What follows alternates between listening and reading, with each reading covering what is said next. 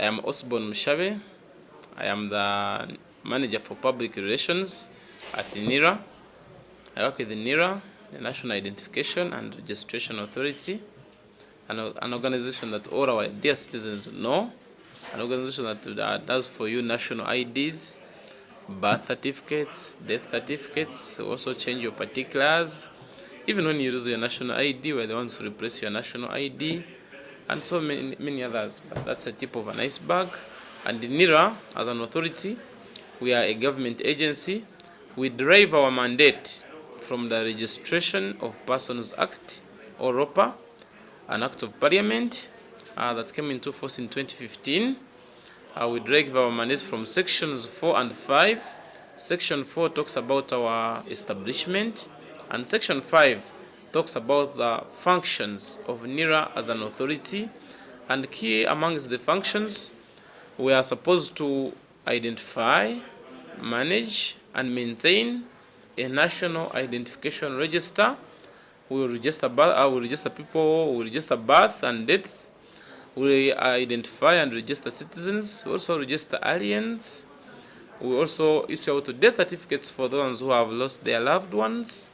We do change of particulars and any other functions as prescribed under the Registration of Persons Act. Then as NIRA,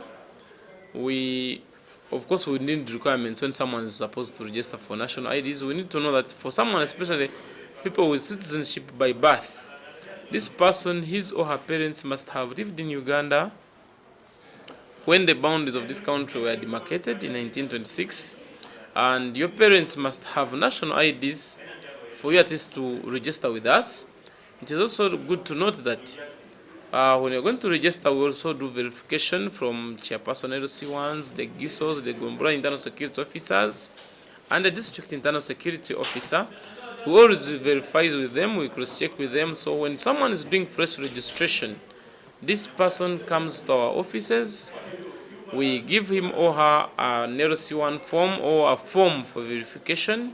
This person takes that form to the chairperson LC1, who later on appends his signature and stamps on it. And this person proceeds to the sub-county chairperson, to the sub-county GISO, the Gomborora Internal Security Officer. From the chairperson LC1, you go to the Gomborora Internal Security Officer. He also appends his signature and stamps on that form. Then after that, you proceed to the DISO, he does the same. And then after they have verified, you just attach the photocopies of your parents' IDs and the birth certificate. You just come to the nearest NIRA office and we are able to work on you. Nowadays, the IDs, you can just get your ID within a month. You'll be good to go. That's the process for someone for fresh registration, someone who has never registered.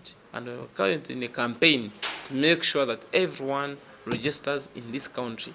And a national ID is a must for everyone, and it is your right to have a national ID. It's a right only that we do hereby caution our dear citizens not to falsify information when you are registering with us. Section 53 of the Registration of Persons Act candidate talks about falsifying information. Every citizen is prohibited from giving us false information. The moment you give us false information, you are thus making our work hard, and you may end up not getting a national ID because of false information. Your information must be in tandem with what your parents provided when they were registering.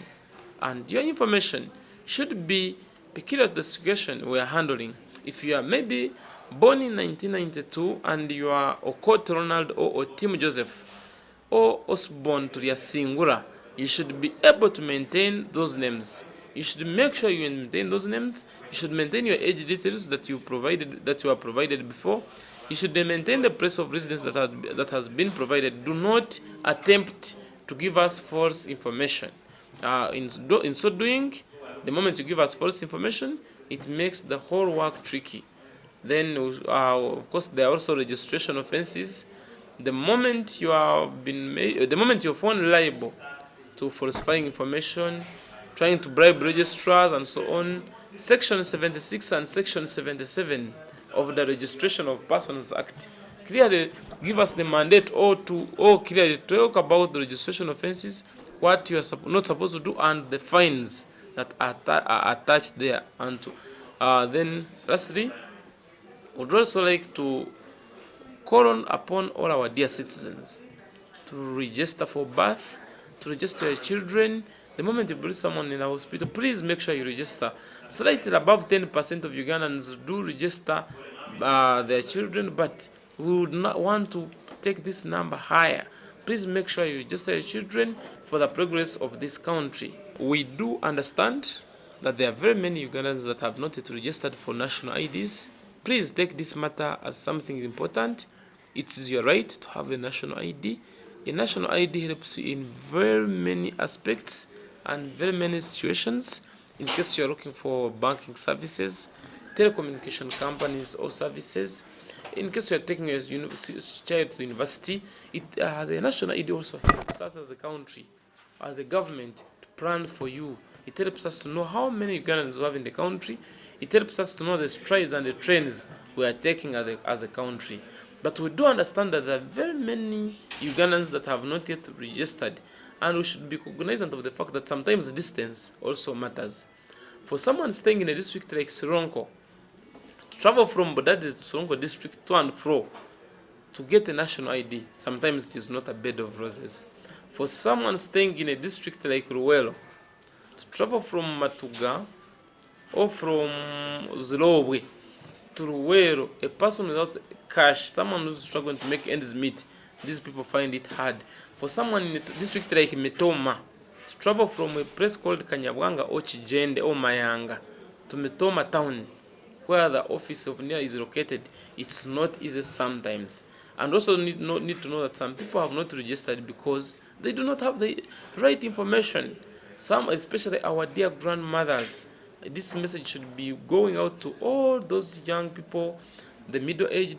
If you really have someone old who has not yet registered, please make sure you liaise with our office. We see how to reach out to them. Sometimes you try to register someone, a granny of 1930, 1920, but this person tells me, I do not even know when I was born. I was born when there was a war. So sometimes it becomes hard for them to register because they do not have information and requirements. But alas, as NIRA, we are cognizant of all these factors. We are bringing services next to you. In August, we are beginning the mass enrollment project that we shall be carrying out at parish level. Every citizen should use this opportunity to register. We are coming to your parish. We are coming to your sub-county. We are coming to your villages. Use this opportunity and register. If you've not been able to make it to the district, if you've been staying if you've been staying in a district like Alua, and you've not been able to make it from Vra or Terego to Alua district, use this opportunity. We are coming to your parish. If you've been staying in a district like Ibanda, and you cannot come from Kanyarujiri or Bisheshe to Ibanda town, use this opportunity and register. This is your opportunity to register for a national ID in the mass enrollment project. We are coming to your parish. Please endeavor to register. Do not remain aloof and do not be left alone. Please use this opportunity and register. Ability is of no account without opportunity. And then for our dear Ugandans, you need to know that at the moment we do not have express IDs yet. You need to know that for to get a national ID, you do not have to incur any cost. IDs are for free. But the moment you lose it, you'll pay 50,000 in the bank.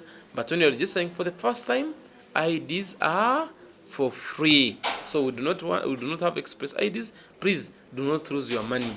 Do not lose your money.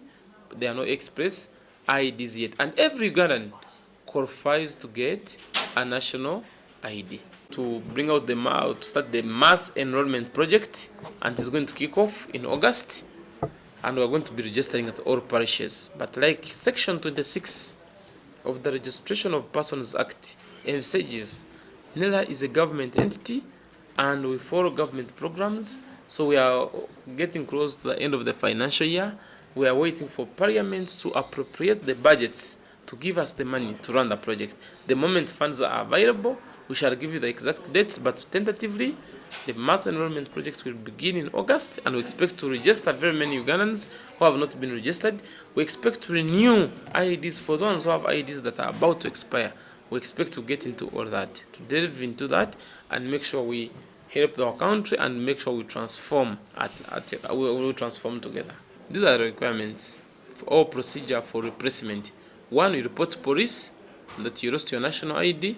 After reporting to police, you put 50,000 shillings in the bank that is convenient for you, Stanbic, Centenary, DFC, and so on, any bank of your choice. After that, you just bring that bank payment receipt and the police letter to the nearest NIRA office within your convenience or within your place of abode. The moment you bring in those, we are able to capture your details, and within a fortnight, you'll be able to get your national ID. When you're paying for replacement, we need to know that when you get to any bank, you just tell them I'm paying to URA for the replacement of my national ID. Your details will be captured, and you later bring on that bank payment receipt to NIRA. Of course, with NIRA, teamwork is key. I will now take you to our dear colleagues I work with to take you through a number of issues. I work with Madam Farida. She will take you through birth registration, and Mr. Muganga will also take you through student registration, the ones who want NINs with guest first ID registration. Our dear students who registered from school but have never got their IDs, Mr. Muganga is going to take you through all that. They are all our colleagues, and we work together as NIRA. We prioritize teamwork, and we expect to move forward with teamwork. My name is Farida Nassos. I work with NIRA as the Client Relations Officer. I sit at head office. As part of our mandate or our duties as NIRA, one of our core duties is to register birth and issue birth certificates. But that process starts at registration of birth. And what do I mean by that? To register birth, the process starts from when a child is born in the hospital. When a child is born in the hospital notifies us that a child has been born. Or when a child is born outside the hospital, because we have children born away from hospital, and those are also entitled to be registered. If the child is born in hospital, the hospital notifies us that a child has been born. They issue a notification of birth to the parent, which shows that this child was born in this hospital. If that child is born outside hospital, then the parent visits the sub-county, and the sub-county chief issues them that notification of birth. That is the document that the parent comes with, or the adult responsible for the child comes with to NIRA to continue with the birth registration. But first and foremost, before we give a birth certificate is the end of the process of registering birth. We start by registering that child in the national register to get a NIN if that child is a Ugandan. Why do I have to mention if the child is Ugandan? Because we register all births that occur in the country, whether it's a Ugandan birth, whether the parents are Ugandan or not. As long as a birth occurs within Uganda, within the borders, we register it. If that child is not a Ugandan, the parents are not Ugandan, we go ahead and issue a birth certificate. But if the parents are Ugandan, we register the child in the national register to get a NIN, which is the same NIN the child will have throughout their life. So after that, you give birth, you come to NIRA, I've given birth. We register your child. If your child is below 9 months, you don't even have to come with the child to NIRA. If the child is above 9 months, you bring the child, because we have to take images and other biometric capture.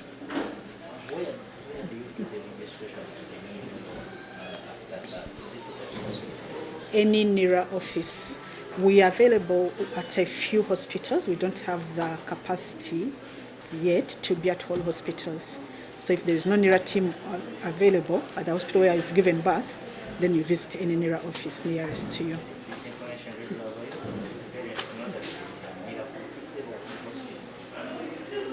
Some, yes, because we are not at all hospitals. Right now, we don't have the capacity to be at all, so we are at a few hospitals.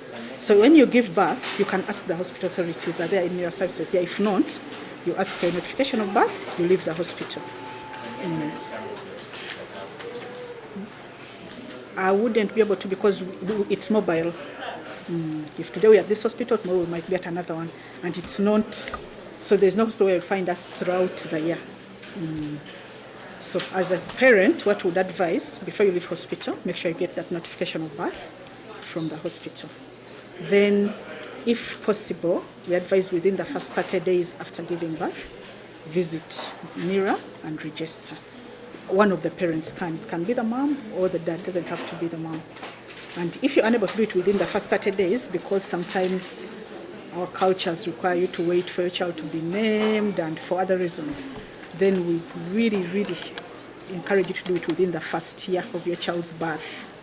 You come to NIRA, you register the child gets a NIN, then the child gets a birth certificate. So on top of that notification from the hospital, we require the national ID or NIN of at least one of the parents of the child and a payment of 5,000 shillings payable in the bank for you to get a birth certificate for your child. First of all, the parent's NIN has to be there because if your parents are alive, you should be able to talk to them to give you the copy of their ID. If your parents are deceased and you want a birth certificate, then you get an adult, a blood relative who is at least 5 years older than you to declare your birth. And that's the person who gives you their NIN, which we'll use to give you a birth certificate. So irrespective of age, much as we encourage that you register within 30 days of birth, worst case within a year, but those who are out there and they've never done this process, we are still open. We are still open to serve everyone who doesn't have a birth certificate. So same way, you go back to the hospital if you're born in a hospital, or to the sub-county, let's say you're born at home, to the sub-county where your village is, and you get that notification. Then you come, the rest of the requirements are still the same, birth notification, copy of at least one parent's ID. If you have both, great. If you have only one, that's okay. If both parents are deceased, then an adult who is at least 5 years older than you, a blood relative. Payment of 5,000 still applies irrespective of the age of the applicant. A death certificate, the process is also more or less the same. It is also notified by either the hospital or sub-county, depends on where someone died. So if a loved one of yours passes away from hospital, if you can, before you leave hospital, ask for notification of death. If you're unable to, you're grieving, it's okay, go bury, then come back and get that notification. If the person dies from home, you go to the LC, because the LC should know that within my area this person has died. The LC will then write a letter, which you go with to a sub-county, and they give you a notification of death. It's that same notification that you come with that with to NIRA. And also you pay 5,000 shillings for the same.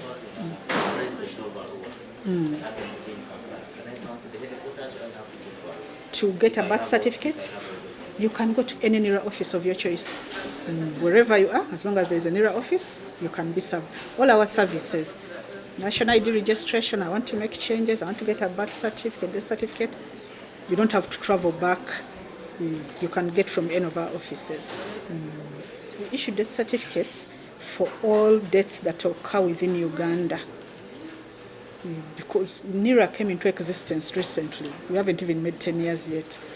So we can't say that we only give death certificate to those who died with a NIN. So any death that occurs in Uganda, irrespective of when, whether you have a NIN or not, doesn't matter for a death certificate. As long as someone dies within Uganda, you come with those documents, we will issue a death certificate. We encourage all parents to please bring their children for registration after birth, before they make 1 year. If you have any child you've not registered who doesn't have a birth certificate, please come and we'll do the registration. And for parents who have never registered, we encourage you to register so that you then enable your child to register. Pregnant mothers, in the time of preparation while you're pregnant, if you've never registered with NIRA, please register so that when the time comes and you've given birth, you're able to register that child, because we will need your NIN as a parent to register the child. What are the complications of not registering? Okay. Not registering a child. First of all, why do we insist that we register children? registration, first of all, you see you as an adult, you have a national ID. That national ID has on your date of birth, it has on your names. What does your child have? Nothing. So a birth certificate is the first legal document of identity that a child will have, that shows when was this child born, who are the parents, when, so that in case there is anything that requires details of this child, they have that legal document. A birth certificate, in case there are issues of how old is this child, issues of child marriages, issues of child labor, it's the document that we use to ascertain the age of the child. Birth certificate shows parentage. If you passed away and your children need, who benefits from your estate after you pass? A child without a birth certificate, it will be hard for them to prove that they are your children, to go and get a death certificate, to process letters of administration, to do what? To administer your estate. So then also other services, you want a passport for your child, they have to have a NIN, they have to have a birth certificate because they are minors. A minor actually can't travel without a birth certificate. They can't be issued travel documents.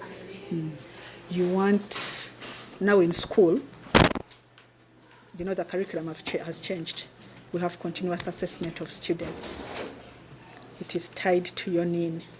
So if this child has not registered to get a NIN, they won't be able to benefit from that. So they need to register and have a NIN. So that disadvantage of not registering are the opposite of that. Yes. My name is Michael Muganga.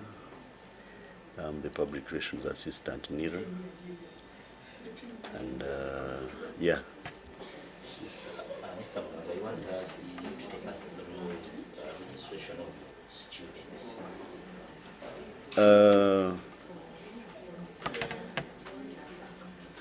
Currently, we are only encouraging parents to take their students who are in holidays to all our district offices to register. It's only a call to parents, but it's not that it's different from how we do other registrations of other people. It's only that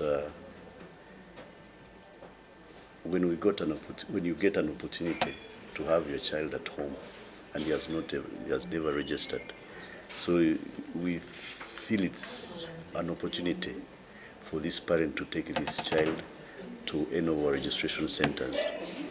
We have offices in 117 districts, and we have offices also in all the 5 divisions of Kampala. That's Makindye, Kawempe, Kampala Central, Nakawa, all the divisions. So what you are calling a special registration of children, it's not special in any way. It's only that the requirements are a bit different for children who are below 18 and the adults who are above 18. When this child is below 18, we don't require them to bring LC letters stamped by the DSONA. What you only need is your parents' copies of the national IDs. You come with this child, there is a form you fill, an enrollment form you fill. It's the same enrollment form that the adults fill. So what we need here is that we shall scan a copy of one of the parents, and then you attach copies of your national IDs, and then this child is registered. As my colleague talked about the requirement for NINs vis-a-vis registration of the school identification numbers. So we thought maybe parents would use an opportunity of their children being in holidays to register them so that they can be provided with NINs. But otherwise, there is nothing like it's special from the way we register adults. And the other thing we tend to encourage, as my colleague told you, to parents to register their children at least within 1 year of birth. Reason is, for instance, the gentleman who is interviewing me, or maybe myself, who was born so many years ago, I might not be so particular. Not everyone is so particular on when the date that you are born, the month, and the year, right? So sometimes people come and say, when were you born? And he's scratching his head. He doesn't remember exactly the date. Maybe he remembers the month and the year, but the date kind of. So when these registrations take place early, at least the law says within 3 months, but at least in 1 year, we hope this mother still has a vivid memory of the date, the month, and the year of this birth, right? So this is why we encourage parents to register. And another thing is that NIRA so far has about 30 million registrations already on the national register, right? And when you break up what we have as in age brackets, you find that people above 18 maybe to 35, 35 to 40, maybe 40 to 60, 62 and above, you find that more or less most of these people are registered. And when you talk to other agencies like UBOS, who do the census or who do the statistics, they tell you that almost 15 million Ugandans are below the age of 15. So when we have these numbers, we tend now to know where most of the people who are registered and registered are. So this is what why we focus on this age group. And most of this age group are the school learners, people who go to schools. So when we target them, then it might give us an opportunity to cover up what the number that we think we have not yet covered. Actually, currently, we don't issue birth certificates unless this child has registered and got a NIN. Do you understand what I mean? Currently, yes, we used to give children birth certificates, right? Before they registered to be on the national register.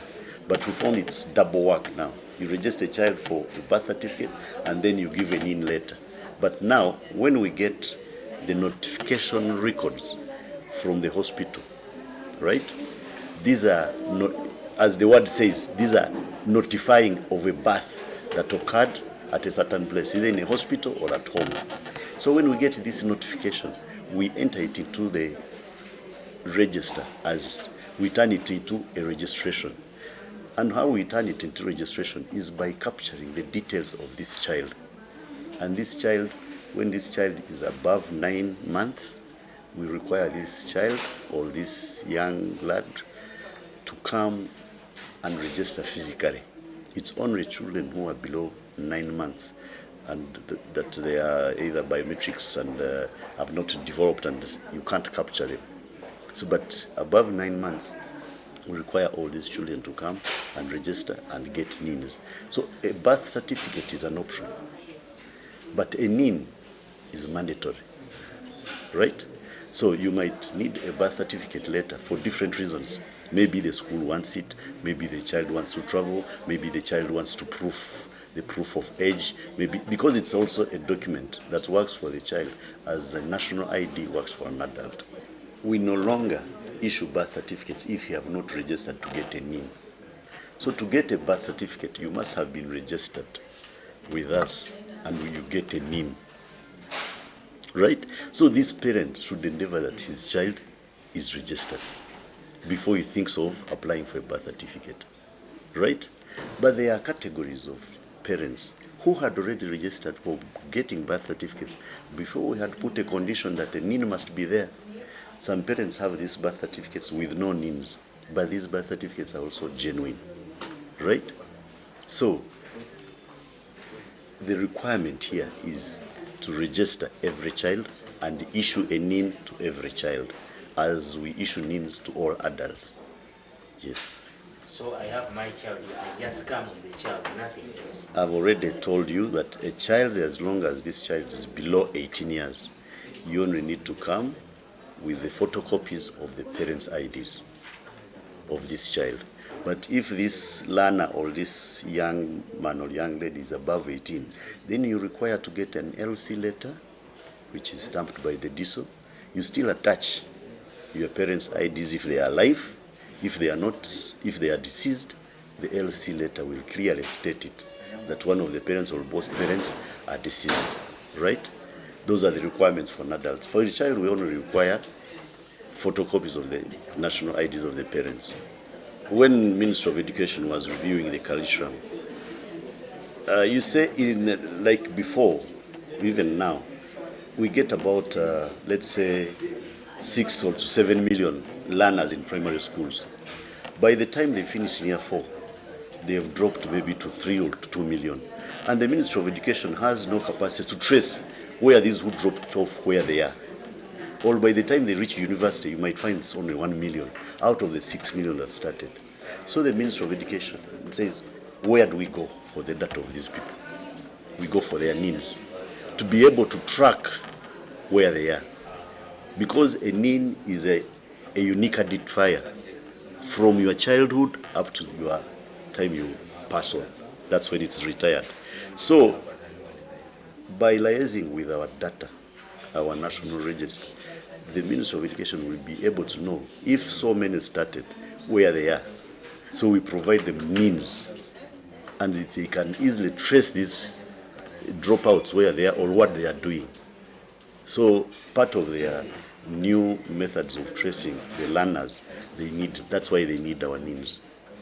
So maybe to take you a little back, NIRA was created to have a national register so that whoever needs data about the nationals has where to go. If it's electoral commission, it wants people of 18 years and above to go and vote, it comes to NIRA. If it's Ministry of Education and it wants to trace where the students are, it comes to NIRA. If it's the driving permit, they want to prove that you are a citizen or non-citizen. If you have a driving permit or a passport, you go to NIRA. So what you are asking about, what the Ministry of Education is doing is fulfilling its duty of using the national register to trace the learners. Ugandans have not known that registering for a national ID is mandatory. Because when you say if they are interested or not, there is nothing like when you're not interested. If something is in the law, you don't wait for people to start running around chasing people and arresting them, those who don't have national IDs. Right? So in case these parents, yeah, there are some people who are still out there who are not registered, but we appeal to them. This will affect the registration of your child. Because as a parent, it's a call that you must be registered for the benefit of your child. So when this child comes up and is not registered and the parents are not registered, then we register the parents, we issue them names, and then register the child. So there is no shortcut. There are no shortcuts. And I appeal to parents who are guardians. Some people might find they are guardians and they have these learners in Kampala here, maybe the real parents, the blood, the biological parents, maybe in Kisoro or Karamoja, and he finds sending for these copies of the national IDs of these biological parents is a bother, and he lies and he says they're my children. That's very, very wrong. You are the guardian, yes, thank you very much. There is even a part where you can sign as a guardian, but put the biological parents of this child. If they are deceased, clearly state it. Don't kill them when they are still alive. So, in other words, our work, one of why we do take some time, is to make sure that we have captured authentic information, right? Because this information we capture, it even still goes through stages of verification to verify, to see if the information you've given us is relevant, is authentic, and is logical. Because you might say a child belongs to this, but then this one origin is here, then the child's origin is different. So we must take time to see through and sieve through the information we get to be able to include it on the national register. Yes. What happens if what he talked about, the parents are deceased? No, I said you get, in the event, the opportune thing would be to have death certificates of these parents. And we attach it on this child's data that the parents are deceased, and attached are the death certificates of the parents. But in the event that these parents didn't get, these deceased parents don't have death certificates, then we rely on the local leadership to prove to us that these parents indeed are deceased. So the LC gives us information in a letter, and the GISO or the DISO, because NIRA will have no capacity to know every person from each village, but we rely on these organizations because we tend to think that the internal organization security knows people. The LCs know their people. So when we get these documents clarifying that these parents are dead, we go ahead and register the child. Yes. But another thing is that in such scenarios where both parents are deceased, at least this child would be having a guardian who is like an uncle, or who is an auntie, or a sibling who is an elder sister or an elder brother. Then you can attach a copy of those people's national IDs. If you interact with our system with details of your registration, there is no way you can register again.